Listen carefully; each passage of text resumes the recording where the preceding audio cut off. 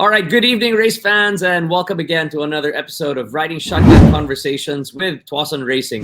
My name is Jp Tuason, and I am the founder and CEO of Tuason Racing. Now, tonight, we are in celebration of Women's Month. We are featuring different women in racing, and we've been doing this on all of our social media channels. We've featured Aubrey Miles, Chief Elaminia, Myla Alavia, who just recently won the Philippine GT Shakedown in the GT 100 class last weekend at the Clark Speedway. Now, tonight, we're going to be joined by a very special guest. She is the fastest woman on two wheels. She's the 2017 overall champion in the Pirelli Heavyweight B. She is the 2018 Philippine Superbike champion, rookie champion of the year. We've got Jacq Buncio. Come on down. Hi guys. How you doing? I'm good. How are you? Are you getting ready for this year's season? Yes, kasi it's I think a month na lang. A month and a week. I know it's been a whole year since we've gone racing. Are you excited? Very. Sobrang na-imbak yung di kasi ako pwede maging aggressive sa bahay, lahat kasi aawayin ko eh. So na-imbak lahat ng aggressiveness eh. Nice. What are you riding this year? I'm going to be riding the BMW S1000 RR. Wow, that's an awesome bike. I'd be excited to see you on track with that. Okay, but I'm sure a lot of people out there are interested to find out how you get started. I mean, tell us your story. Because my story is really long. So I'm just gonna, it's a, kumbaga gagawin ko lang siyang short lang. So when my brother died in 2011, I asked my dad if I could learn how to ride a motorcycle because Kuya Mike really didn't want me to ride at all. Kasi he would always say na, okay lang ako'y mabalian, masugatan kaysa kayo. And kasi I'm the youngest and I'm a girl, so parang, kumbaga, ako yung baby. And then, 2013,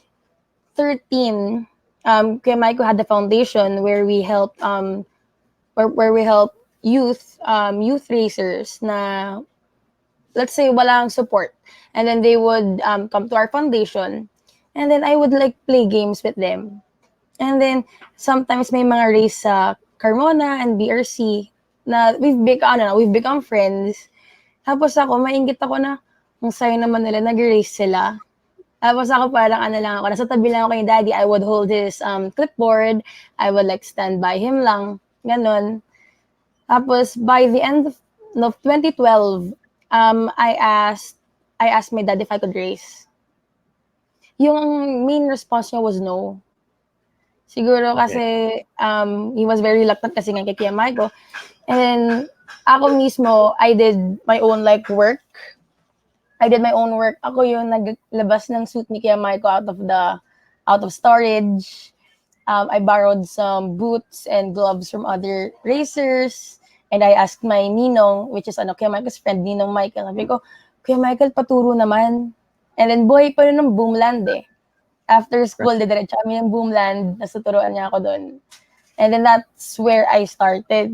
And then my first race was in Libis. It was a street race in Libis. Super walang practice at all kasi ayaw pa ni daddy mag-practice ako noon.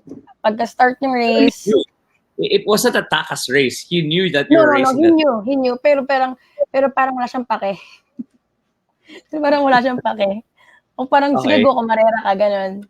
And then pag-start ng race, pagtapos na ng race, pagpunta ko sa paddock, sa tent, sabi ni daddy, bakit ang saya-saya mo? 4 na beses ka na blue flag. 4 times ako na blue flag. Tapos sabi ko, wala, ang saya eh. Tapos, yun yung pinaka-start kung nasaan ako ngayon. What year was that? Yung first race mo? 2013 or 14. And how old were you then? 13, 14. Wow. That is amazing. But now you've moved on, right? So you've gone from, what was your first bike that you were racing? I was using a Suzuki, I think it was, It was a scooter na Suzuki. It was a one-make race. I forgot what model. Okay, so you've gone a long way from your underbones, right? And now you're riding big bikes. What is Yes, that a like? really big leap.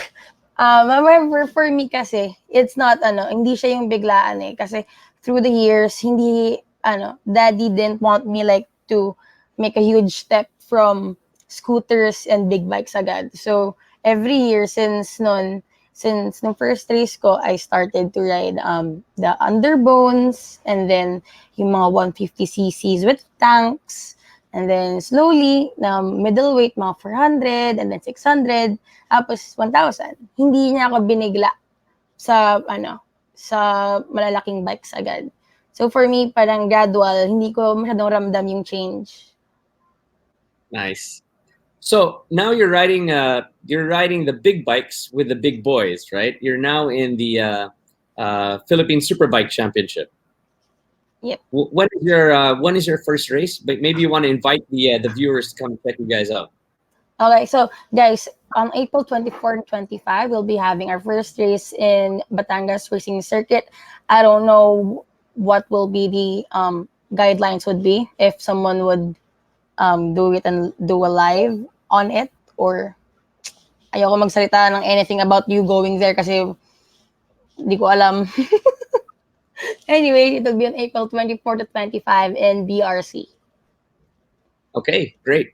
Well, I'm sure if they don't let spectators come and watch, they're gonna stream it Yeah. on one of the race channels. So I hope they catch you guys there. All right, but okay, you now race big bikes. You race with the big boys, right? What class are you gonna be in? I'll be racing in the Philippine Superbike Championships. I would try to do a triple entry, which would be a novice inter expert entry. I'll try. Okay. Wow. Okay. So what's it like racing with all guys, right? I mean, aside from you and your sister, is there anybody else that's a lady racer in the superbikes?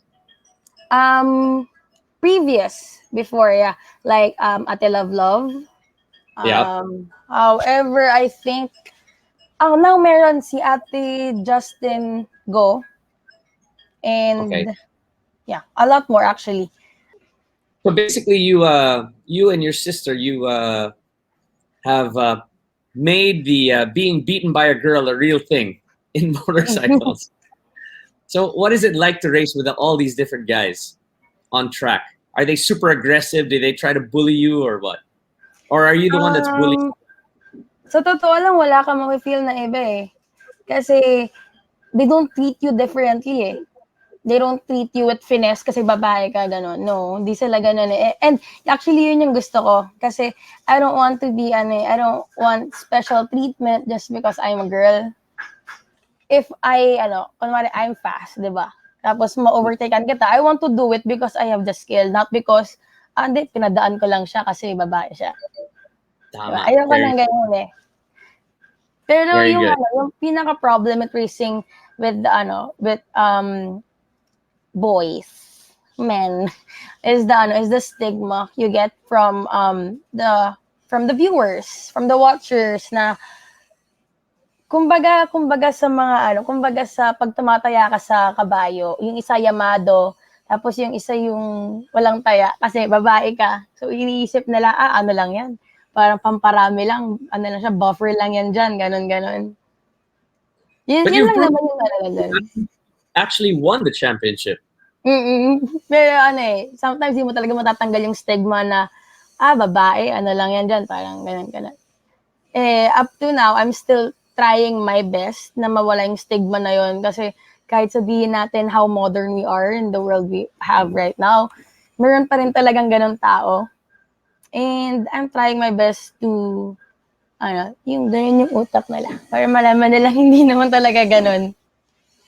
But has that changed a little bit now that you've actually won the championship in 2017 and 2018? You took home titles, right? Yeah. And we've got some photos of you at the Golden Wheel. Has that made a big difference in your career? Now that people know na, oy, pwede manalo to si Jacq, talunin ako nito. Actually, very laki ng impact, lalo na nung with the Golden Wheel. Yeah. Kasi not just two-wheel racers would see you, even four-wheel athletes.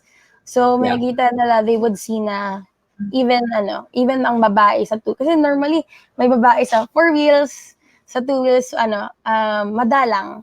And then, nakakatuwa when dati pag bumababa ako sa Golden Wheel, and then ako lang yung babae dun sa category namin.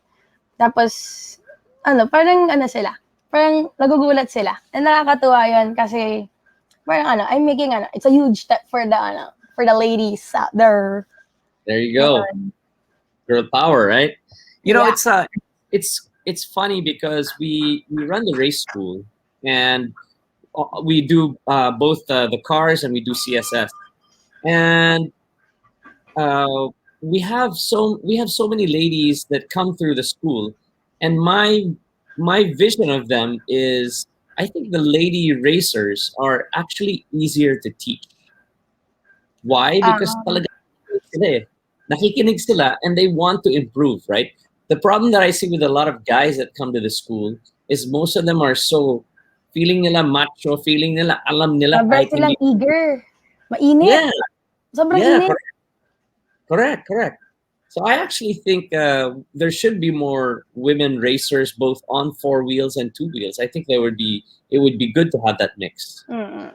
And I Um, honestly think that it's one of the sports na hindi pwedeng sabihin na kasi babae yan dapat hiwalay.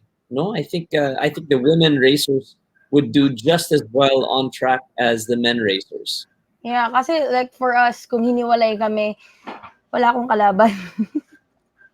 No, but I mean in So, a situation, right? Would you think that boys are better than you on track, or would you think that girls have an edge?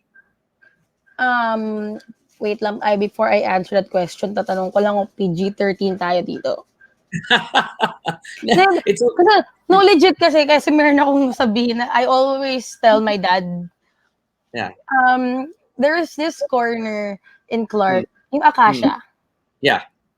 Some racers na would ask me, like, I forgot kung sino yan. Sabi niya, ang tuloy ng dating mo, hindi ka pumipreno agad. Tapos sabi nila, kasi sila parang umaangat na daw yung balls nila. And Yeah. I tell them, that's the point. Wala akong balls, walang umaangat sa akin. Nice one, nice one. Kaya hindi ako kinakabahan doon. Nice one. All right. So we were talking about the school. You've come to CSS, right? We run Twice. Superbike School. There you Yeah, go. twice. Once in 2017, I took the level 1 and level 2. Then 2018, level 3 and level 4. And those are the years that you brought home your championships. Yeah. That's awesome. That's super awesome. I'm so Hmm. happy. So my question to you is: you came to the school. What did you learn at the school that you took away that was something talaga that helped you in your riding? Na no matter how good you think you are, meron at meron ka pa rin matututunan kahit kanino, saan man galing yan. Na learning about your sport, learning about your craft is endless. Hindi porket nasa rurok ka na ng career mo na kumbaga alam mo na lahat, no. Kasi dati sa tingin ko, alam ko na yan, racer na ako eh. And then when I Yeah. went to CSS, parang, ay hindi pala. You just sounded like Everything. a guy. Ha? You sounded like a guy there that you knew Mm. everything. Pero yun, Right. and then, madami ako natutunan na riding is not just riding, you compute, you study. As in legit, yung inaaral ko sa school ng physics, andun pa rin pala. Right. Well, what's that one skill that you learned talaga? What was that one specific thing na natutunan mo sa CSS na sasabihin mo na sobrang galing man, sobrang okay yung natutunan ko doon? Yung tinuturo nilang ganun. Yung ganun. Yung parang widen your ganun. Yung iikot kami sa track, yung ganun. Mm. Yung gumaganon yung trainer sa harap. Kasi Yeah. nung ginawa namin sa speedway yun, Yeah. parang nag-iba yung view ko sa racetrack. Parang, hindi ko pa siya nakikita ng ganito ever. Right. Parang sobrang matulin kasi yung tingin ko sa track every time iniikot ko. Pero nung when you slow down and then parang kumbaga tinatanggap mo talaga yung nakikita mo. Makikita mo talaga yung aso sa may sa may flag shed. Makikita mo kung saan umiinom yung mga photographer. As in, every detail you would literally see sa pag ginagawa yun. And up to now, kunwari, matagal akong nabakante sa racetrack. Tapos ikot ako. Ginagawa ko pa rin hanggang ngayon kasi malay mo may mga iba na yung nangyayari. Kunwari meron ng lubak na wala pa doon dati. Wala na pala yung ginagamit kong marking na oil patch. Up to now, ginagawa ko pa rin yun. Right. Galing. Very cool. So it's Women's Month, and you are one of the best women racers in the country today. Would you encourage women to ride motorcycles as well? Oo naman, yes. Actually, I've talked about it sa sa TikTok ko before na like may mga racers, may mga babae na would ask me kung gusto ko daw magturo. I'm doing a school, no? Pero gusto ko sila turuan mag-motorcycle kasi ang sarap magmotor eh. Sobrang sarap magmotor. And ayoko naman maging selfish na ako lang nakakaramdam nun. Kasi sobrang selfish ko naman pag hindi ko pinaramdam sa kanila kung gaano kasarap magmotor. Well, what would be your tip for up and coming lady rider? What would you give them as a tip to help them to get started? You do you. Kumbaga, kung may magasabi na hindi mo kaya yan, huwag ka na mag-guess, sayang ka ng pera. Let them talk. Kumbaga, like what I always say sa mga iba ko interviews, para kang kabayo, ganun ka lang. Ganun ka lang. Blinders. Ganun ka lang, huwag mo sila, hayaan mo sila. Kasi if you really want to race, gagawin mo lahat. You would sacrifice everything. You do everything for what you want to do, for what you love. Kasi yan eh. Part of your life mo na yan eh. It will be part of your life pag nag-ride ka, pag nag-race ka. Nice. Okay, so we're about to wrap up. I've got a photo here of your sister. So I have a quick question for you. Yes. Who do you think is the better rider, you or your sister? Ay, nako. Ouch. We're equal. Kasi magkabahad na kami nagturo sa amin. And we're both Buncios. So, we're fast. That's it. No one is faster. Tatay namin, tsaka kuya namin yung faster, pero we're just fast. There you go. Jacq Buncio. Jacq, you want to thank your sponsors and again, invite people to come and see you, if not at the track, online? Okay. So I'm going to start. I'm going to thank my sponsors. First is Virus Motorcycle, Motul Oils, Alpine Star Philippines, YSS, SSS, WRD, Motor Doctor, Custom Works, Amaron Batteries, G4 Rice Mill, and Black Flag Apparel. And also, guys, on April 24 and 25, we'll be having the first leg in Batangas Racing Circuit of the Philippine Motorcycle Championships. We'll update you on how to watch. Siguro may maga-live na lang nun. And you can follow me on my IG, which is at Jacq05 Buncio, and on my Facebook page, which is Jacq Buncio. Show me some love. Follow my IG, like and follow my page. There you go. Good job. All right, so that's it for tonight. My name is Jp Tuason, and again, please don't forget to like and follow our social media accounts at Tuason Racing. Subscribe to our YouTube channel at Tuason Racing TV, and don't forget to hit the notification bell. So this has been Riding Shotgun Conversations. I'll see you guys next Wednesday at 8 p.m. And with that said, I'll see you. Thanks. Peace. Bye-bye.